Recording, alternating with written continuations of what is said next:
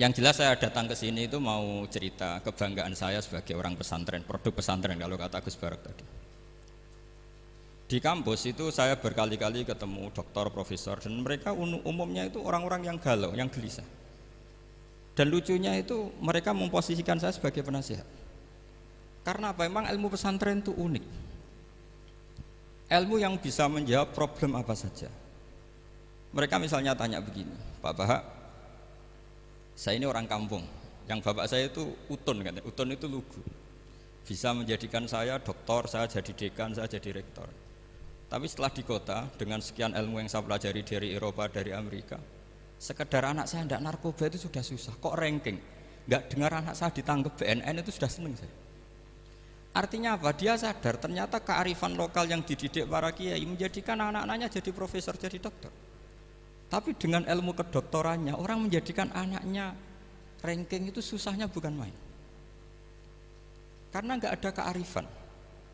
Ilmu yang mereka anggap adalah dianggap ya, tentu tidak hakikat, eksak. Eksak saja sebetulnya tidak juga subjektivitas mereka.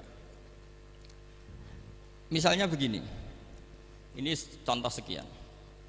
Pernah saya lomba cepet-cepetan matematika. Kalau saya kan pernah dimintai konsultan sebagai badan Basnas Nasional. Mereka kalau ngitung ya zakat tijarah itu 2,5%. Mungkin zakat ziroah berapa? 10% atau 20%.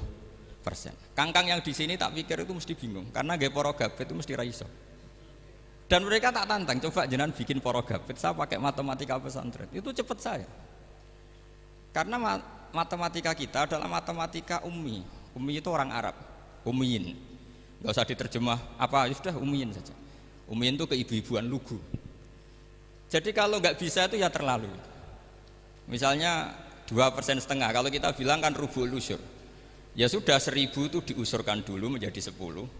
Setelah 10 itu kan misalnya ya 1.000 berarti usurnya 100. Ya kan? Setelah 100 cari rubu'nya berapa? 25. Berarti setiap 1 juta 2,5% adalah 25. Mereka masih garap poro gabet, saya sudah cepat 1.000 usurnya 100, rubu'nya 25, namanya rubu'ul usyur. Begitu juga misalnya kita punya aset 100, nisful usur, usurnya 10, nisfunya berarti 5. Itu rasa poro gabet cepat, ketimbang sampean poro gabet 2,5% kan suwi. Terus dia tanya, Pak matematikanya kok cepat? Dapat ilmu dari mana? Pernah kuliah di mana? Ya saya ngaji di Sarang sama Mbah Mun, terus saya ngaji beberapa ilmu. Nah, kelirunya rata-rata santri itu faro itu ya ora seneng. Nah, bulat. Nah ini cerita saja. Jadi kita bisa membuktikan ke khalayak ramai kalau kita tidak kalah. Khawarizm Al-Jabar terkenal di Barat, Avicenna atau Ibnu Sina itu ya dengan ilmu-ilmu umum. Dan mereka fasih sekali menerangkan ilmu medis, ilmu apa, fasih sekali. Sehingga ketika sekarang teknologi katanya adanya di Barat, di Eropa, sebenarnya mereka itu kagum sama Islam. Karena mereka ngakui bahwa di antara ilmu itu dari Islam, zaman Khawarizm, zaman Al-Jabar, zaman Avicenna, zaman Ibnu Rus dan sebagainya. Saya beri sekian contoh dan ini saya bilang tanyakan ke orang kafir yang paling inat, paling lacep di dunia. Tanyakan ayat ini, pasti artinya seperti ini. Yaitu ketika ada fenomena likuifaksi, tentu kalau di Jogja kan ada grup ilmiah. Mereka tanya saya, Pak Bahak, apa ada teori manusia itu ditenggelamkan di bumi? Yang teori, bukan kasus, bukan peristiwa sejarah. Kalau peristiwa sejarah kan ada korun. Saya ditanya gitu terus saya jawab, Aamin tuman fis sama ayakhsifa bikumul ardo fa idza hiya tamur. Apa kamu merasa aman di dunia sementara pengendali langit, manfisama itu pengendali langit? Ya siapa saja, bisa malaikat atau bisa Allah, man sing kudratu fisama, itu ahli tafsir beda pendapat. Yang enggak beda yang enggak pernah nafsiri gitu. Jadi yang enggak beda karena enggak pernah nafsiri. Ayakhsifa bikumul ardo, bahwa bumi ini bisa ditenggelamkan. Fa idza hiya tamur, ya memang bumi itu bisa meleleh. Terus saya memberi sekian argumentasi. Kalau kamu katakan justifikasi ilmiah karena kadung Islam dan kadung pegangan Quran, mungkin Anda akan bilang saya ini justifikasi. nyari pembenaran secara syariah, tanyakan ke ahli lughat yang non muslim. Maknanya ayat itu tetap seperti itu. Begitu juga misalnya ayat wal ardi dzatis sadr, dan bumi yang berkarakter bisa retak. Sodkon itu retak. Dulu kita hanya punya contoh, misalnya biji-bijian jagung yang lembek, yang lemah, dan bumi yang keras, atau ketela atau bengkoang itu. Ternyata dengan segala kelemahan ini, biji-bijian ini bisa merekah, dan buminya yang ngalah memberi ruang. Dulu ulama hanya nyontohkan tadi, misalnya kalkhinto apa saja yang bisa bumi mengalah dengan proses tumbuhnya tanaman. Tapi itu kan qaulul mufassir. Kenangan saya ngaji Yai, makanya saya bangga sekali sebagai murid beliau. Saya memberi gelar beliau al-faqih al-mufassir. Faqih betul karena beliau putra Mbah Zubair yang ma'ruf bil fiqhi. Dan al-mufassir beliau itu murid Said Alawi yang ngarang takriran Faidul Khabir itu dengan Habib Muhsin Al-Musawa itu. Ini penting, sanad kita ini penting, dan kita insya Allah sebagai murid tidak akan merusak sanad itu. Dan yang merusak sanad itu gurunya alim, baik guru alim terus kita bodoh, itu merusak sanad itu. Saya masih ingat didhawuhi Mbah Mun, wong jagoan merusak sanad. Ibnu Hajar Al-Asqalani ngalim-ngalimi wong, di murid Zakaria Al-Ansori, beliau di murid Ibnu Hajar terus di murid Fathul Mu'in. Jadi kiai nak di murid ngalim itu yo isin hak katanya. Nah kita berlomba-lomba supaya gak ngisin-ngisinin apa kiai. Ya ini kan kompetisi. Kalau gak kasih alim ya ngaku alim saja lah supaya tetap. Ya nggak apa-apa, artinya ya cukup lah kalau di daerah masing-masing kan. Saya pernah sama satu temen itu, Gus kula wis ngalim kok iso. Kula niku tiyang Sragen. Urip kula teng kaki Joko Samudra. Jadi kok kula ngeten iki pun alim. Ketika dia nakal dan pengurus nyurati orang tuanya, memberitahu kalau anaknya nakal, dia tenang saja. Tak tanya, "Kenapa kamu tenang?" "Bapakku buta huruf." Jadi pengurus nyurati itu ya tenang saja dia, karena dia tahu orang tuanya itu buta huruf. Kok nikmat urip kok kowe nggih, saya nak jer. Ya tapi insya Allah barokatuh Syekhina semua itu tetap berkah. Karena itu awal hidayat di daerah masing-masing. Itu tidak perlu alim, sudah hebat itu. Karena ya nggak perlu lah. Kalau alim betul malah nggak sempat dakwah. Begini, ini penting saya utarakan. Karena sanad keguruan itu pernah saya cek ya. Ini cerita ini tahadus bin nikmat. Guyonannya ulama meskipun guyonan itu ternyata musalsal. Dulu ya itu mungkin semuanya dengar sering cerita ada seorang desa gitu yang kambingnya habis mati, kebetulan kambingnya itu jenggotan kata beliau. Itu ada khotib yang jenggotan tuh nangis. Sempat khotibnya itu GR kalau dia itu ya ta'assar bimau idoti. Ya ta'assar sampai nangis sih. Ternyata enggak. Dia ingat khotib itu ingat kambingnya yang mati. Itu cerita Yai dulu dan diulang-ulang. Ternyata saya baca, kalau sama nggak percaya baca di Al-Fawaid Asy-Syatiriyah atau Al-Fawaid Al-Haramiyah, itu karangannya Habib Salim Asy-Syatiri. Beliau dekat sekali dengan Gus Najib, pernah nginep di beliau. Itu di karangan beliau sampean cek nanti di qauluhu ta'ala lau adzibannahu adzaban syadidan aw la asfahannahu aw la ya'tiyanni bisultanim. Itu kata beliau begini. Adzaban syadidan itu orang dihidupkan atau didomisilikan di daerah yang enggak sejenis. Itu tersiksa sekali. Terus di situ beliau cerita, dulu itu ada orang alim alamah hamilul Quran itu di penjara. Karena ketemu orang sejenis santri-santri yang kebetulan itu ada kios politik itu atau gerakan politik. Itu di penjara itu asik saja. Bahkan banyak alumni penjara itu udah hafal Quran. Yang sebelum hafal ada yang bebas, nggak mau bebas karena ingin meneruskan hafalan dengan saking keramatnya tadi orang alim yang hafal Quran. Nanti kalau nggak percaya nanti dicek. Kitab itu sekarang gampang didapatkan. Al-Fawaid Asy-Syatiriyah atau Al-Fawaid Al-Haramiyah itu namanya itu. Itu ternyata terus penguasa ini ngerti, ini di penjara kok happy-happy saja malah mulang Quran. Di penjara mek wong bedui sing ora roh wong alim ya ora roh kitab. Ternyata si bedui tadi pertama melihat syekh yang jenggotan tadi, ingatnya sama kambing tadi. Langsung doa, ya Allah saya ingin bebas. Artinya betapa tersiksanya orang dikumpulkan orang yang tidak sejen. Dan guyonan itu ada di Al-Fawaid Asy-Syatiriyah. Betapa ini al-arwah junudun mujannada. Mbah Mun muridnya Sayyid Alawi pernah cerita itu, meskipun dengan analogi kias yang beda.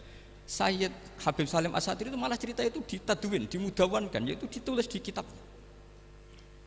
Itu kan luar biasa. Dan saya punya kitab itu. Kemudian yang sama lagi adalah Yai sering berkeyakinan annal ardo kurawiyah. Meskipun sampean mungkin lihat di video-video nak bumi itu flat, itu orang nggak mau mikir mungkin ya. Annal ardo kurawiyah. Saya percaya beliau karena beliau orang alim dan saya percaya teori falak. Kemudian saya cek di tafsirnya Imam Habib Satiri tadi di ayat watarol jibala tahsabuha jamidatan wa hiya tamurru marras sahab. Kata beliau annal ardo kurawiyah wa anna hadhil ardo tamurru kal jibal atau tamurru mamarul jibal marul jibal. Ketika dia ditanya apa alasannya, watarol jibala tahsabuha, kan ada kata tahsabuha. Tahsabu itu hasibah yahsabu husbanan. Kalau sebagian lughat hasibah yahsibu husbanan. Nah, itu sekarang kata beliau, itu sekarang. Kenapa itu sekarang? Idlah husbana hunaka. Kan ada mufassir yang mengatakan tamurru marras sahab itu nunggu di akhirat. Wa tarol jibala tahsabuha jamidatan wa hiya tamurru marras sahab. Marras sahab itu nunggu nanti di akhirat. Tapi kata Habib Salim Asatiri tidak di dunia. Idlah husbana hunalika itu akhirat maksudnya. Di akhirat husban itu artinya kan nyongko, ngiro. Di akhirat semuanya itu ilmul yakin, ainul yakin. Jadi kalau tahsabuha pasti di dunia karena adanya husban, dugaan hanya ada di dunia. Lagi-lagi muwafaqah bainahu wa baina Habib Salim Asatiri. Dan di situ detail sekali. Cara beliau nulis tafsir, pengalaman ngaji sama Sayyid Alawi, tanggalnya. Begitu juga saya dulu ngaji sama Yai banyak sekali, diantaranya yang saya syukur sekali yaitu tadi Ulumul Quran. Dulu di MGS yang ngajar Faidul Khobir beliau sendiri, dan kita syukur sekali. Jadi ini pengalaman-pengalaman kita sebagai murid, sebagai penerus. Terus ketiga begini, ciri khas samahah atau samahan. Ini saya meskipun tidak bawa makalah, saya ini baca sekian takbir. Kenapa guru-guru kita di Indonesia itu menghindari tema-tema ekstrim atau tema-tema keras? Saya pikir di sini masyhur sekali, beliau sering ngendikan zada khusyu'an zada jalan. Kita hanya nirukan saja tapi tidak ikut menvonis. Karena kalau kita serius, terlalu serius ngendikan hukum-hukum yang serius, nanti kejadiannya begini. Ini saya baca takbir ini dari kitab Ibnul Qayyim di I'lamul Muwaqqi'in an Rabbil Alamin dan dari kitab Nasaihul Ibad. Ketika lisan dihisab sama Allah Ta'ala dan mendapatkan azab yang paling tinggi dibanding jawareh yang lain, itu ketika lisan menanyakan sama Allah, kenapa ya Allah saya punya azab yang begitu ekstrim? Jawabannya Allah, kharajat minka kalimatun balagot masyariqal ardi wa magharibaha fasufikat biha damul haram wa ukhidha biha al-malul haram wa antuhika biha al-farjul haram. Jadi kalau fatwa serius menjadi ekstremis, apalagi fatwa-fatwa tentang chaos, tentang apa, itu nanti resikonya itu ada safkut dima, dan itu hal yang dihindari ulama dulu. Kamu jangan pernah fatwa dengan meluncurkan satu kalimat yang dengan kalimat itu bisa saja sufika biha adamul haram, orang-orang yang nggak perlu mati harus terbunuh dan sebagainya dan sebagainya. Kalau dalam Nasaihul Ibad redaksinya adalah kharajat minka kalimatun balagot masyariqal ardi wa maghariba. Ini kalau di kitab Ibnul Qayyim redaksinya itu ada seorang ulama yang ngeluh ketika habis ngajar Al-Hudud. Ha anadza, kata beliau, yuta'allamu minni ma tudrabu bihir riqab wa tuta'u bihil furuj wa tu'khadhu bihil huquq. Jadi sehingga dengan tradisi ulama kabiron angkabirin, dulu-dulunya itu memang ulama menghindari tema-tema ekstrim. Bukan karena tidak bisa, karena takut ini kalau salah fatwa nanti safkut dima. Dan itu yang dilakukan Said Hasan bin Ali ketika beliau konflik, ya dengan tanda kutip konflik dengan Muawiyah. Kata beliau, bisa saja ini hak rajulin, ya sudah tak kembalikan ke dia. Bisa saja hak saya tak kasihkan ke dia, haknan lidima'il muslimin. Tapi karena hukum itu adalah hukum yang sifatnya ijtihadiyah, beliau tetap menutup dengan makalah wa in adri la'allahu fitnatul lakum wa mata'un ilahin. Saya tidak tahu ini kayak apa, jangan-jangan ini hanya fitnah. Kenapa beliau tetap menutup hukum wa in adri dan kemudian ditiru terus oleh Imam Malik? Setiap ditanya sering bilang la adri. Sampai yang tanya pernah mangkel, ini pernah dikutip Gus Najih dalam kitab At-Tajridul Mustafa, juga ada di Al-Manhalul Latif. Kenapa sealim engkau selalu jawab la adri? Kata Imam Malik, jawab, saya ini orang jauh, kalau sampean bilang la adri nanti gimana? Saya laporannya, disuruh tanya. Kata Imam Malik happy saja. Fa'abligh man wara'aka anni la adri. Enggak kamu tok yang harus tahu kamu saya la adri. Yo kandhani pisan umat temen aku yo la adri. Jadi ulama dulu saking khosnya sama Allah, khosyah. Bilang enggak tahu itu enggak masalah. Karena begitulah sanad mereka dalam hal-hal yang ijtihadiyah yang potensi safkud dima. Saya ulang lagi, yang potensi safkud dima itu milih aman bilang la adri. Sampean kalau nggak percaya dicek di Sahih Muslim atau di kitab-kitab hadis Sahih yang lainnya. Dan ini juga yang dipakai Ibnul Qayyim ketika bikin Muqaddimah I'lamul Muwaqqi'in dalam Khotorul Fatwa. Ada seorang namanya itu Buraidah. Buraidah itu Amirul Jaysh. Itu setiap mau perang atau punya MOU dengan kelompok lain, kata Rasulullah, jika mereka menginginkan kamu ala antun zilahum ala hukmillah wa ala hukmi rasulillah fala tunzilhum ala hukmillah wa ala hukmi rasulillah. Ada redaksi yang fi dhimmatillah wa fi dhimmati rasulillah. Walakin anzilhum ala hukmi, posisikan bahwa MOU itu atas nama kesepakatan kamu dan mereka. Fa innaka la tadri atusiba hukmallahi amla, karena kamu tidak tahu apa kamu persis sebagaimana hukum Allah pandang. Kamu tidak bisa misalnya secara fikih, misalnya ada Zaid ini kafir harbi, terus kamu bilang ini wajib diperangi karena kafir harbi. Oke, itu mungkin. Tapi masalahnya bisa saja khusus Zaid ini ada sunnatullah, ada ilmu Allah yang mau diberi hidayat sehingga ada perlakuan khusus. Sampai lihat dalam Asra Badrin, itu yang ketangkap di Asra Badrin itu kan semuanya kafir harbi. Itu di Asra Badrin itu kan semuanya yang ketangkep itu adalah orang-orang yang dulu kafir harbi, termasuk mimpinihim ada Said Abbas. Tapi ketika itu jelas-jelas pernah kafir harbi ikut perang Badar. Ini pentingnya muqabalah. Apa Abu Bakar usul dimaafkan, Umar usul darbur riqab. Apa tanggapan Rasulullah SAW ketika masalu kaya Abu Bakrin masalu Ibrahim? Qala faman tabi'ani fa innahu minni wa man asani fa innaka ghafurur rahim. Wa masaluka ya Umar masalah Nuh. Qala rabbil la tadzar alal ardi minal kafirina napa dayar. Dan apa yang dilakukan Rasulullah? Beliau memilih pendapatnya Abu Bakar. Dan apa yang terjadi? Said Abbas dan beberapa sahabat menjadi Islam. Wa hasuna islamuhu. Artinya gini, jadi betapa dalam menganalisis satu hukum sosial, karena ini manusia, saya ulang lagi, karena ini manusia itu susah sekali.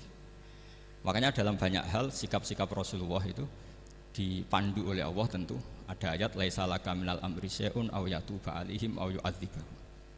Makanya saya mohon sekali ini para santri, khususnya santri alumni Almar, mohon belajar itu tafsir Munir itu detail. Karena di tafsir Munir itu misalnya ada ayat tertentu yang mengkritik orang kafir tertentu, fitil kal waqiah gitu. Di situ ada kejelasan fa aslamu wa hasuna islamuhum. Misalnya wasfir nafsaka ma'al ladzina tuna rabbahum bil ghadat, terus wala ta'du'anaka anhum turidu zinatal hayatid dunya. Terus beliau menerangkan orang-orang ini yang dulu angkuh enggak mau ta'alum sama Nabi karena enggak mau jejer sama du'afaul muhajirin dan du'afaul ansor, itu akhirnya Islam dan wahasuna Islam. Saya kira demikian. Nanti monggo bareng-bareng istifadah dari Syekhina Najih. Dan saya syukur sekali karena mendapatkan naskah At-Tajridul Mustafa. Saya sinau bughot itu banyak di kitab-kitab fikih, tapi saya mengenang dari yang dikutip beliau tentang Imam Malik, tentang bughot in kharaju ala misli Umar bin Abdul Aziz. Terus ketika siapa itu Ibnu Qasim tanya, fa illam yakun mislah, kata Imam Malik, ya dakhum gitu. Dakhum yantaqimu wa min dzalimin bi dzalimin. Summa yantaqimu min kilaihima. Jadi sikap-sikap dari Syekhina, dari para ulama-ulama kita yang sabar ngadepi umarok yang macam-macam, itu adalah sikap dari guru-guru kita musalsal ila Rasulillah sallallahu alaihi wasallam. Ini penting saya utarakan karena jangan sampai kritis kita sampai menjadikan bangsa ini keos. Kalau keos nanti safkud dima, tentu itu yang enggak diinginkan Sayyid Hasan bin Ali, dan beliau dapat gelar dari Rasulullah, inna ibni hadza la sayyidun wa la Allah yuslihu bi baina fi'atin azimatin. Saya kira demikian, dan bareng-bareng monggo istifadah dari Sayyidina Kiai Naji.